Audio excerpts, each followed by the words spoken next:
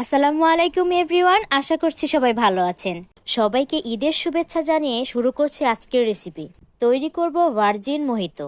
প্রচণ্ড গরমে এই একটা ড্রিঙ্কই রিফ্রেশমেন্ট এনে দেওয়ার জন্য যথেষ্ট। তো চলুন শুরু করা যাক। এক গ্লাস ড্রিঙ্ক বানাতে কতটুকু ইনগ্রিডিয়েন্টস লাগবে সেটা আমি দেখিয়ে দিচ্ছি। প্রথমেই আমি একটি গ্লাসে 1 টেবিল চামচ লেবুর রস নিয়ে নেব। এই ড্রিঙ্কটাতে লেবুর রসের পরিমাণ একটু বেশি লাগবে। দিয়ে দিচ্ছি 3 চা চামচ চিনি। পুদিনা পাতা দিয়ে দেব।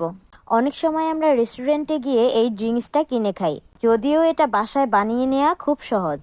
আর তাছাড়া হাতের কাছে থাকা কিছু ইনগ্রিডিয়েন্টস দিয়ে সহজেই এটি বানিয়ে নেওয়া যায়। প্রায় আধা গ্লাস পরিমাণ বরফ কুচি দেব। দিয়ে দিচ্ছি স্লাইস করে রাখা লেবু, অল্প একটু বিট লবণ। এখন এর মধ্যে ঢেলে দিচ্ছি 7 আপ। আপনারা স্প্রাইট কিংবা সোডা ওয়াটারও ব্যবহার করতে পারেন।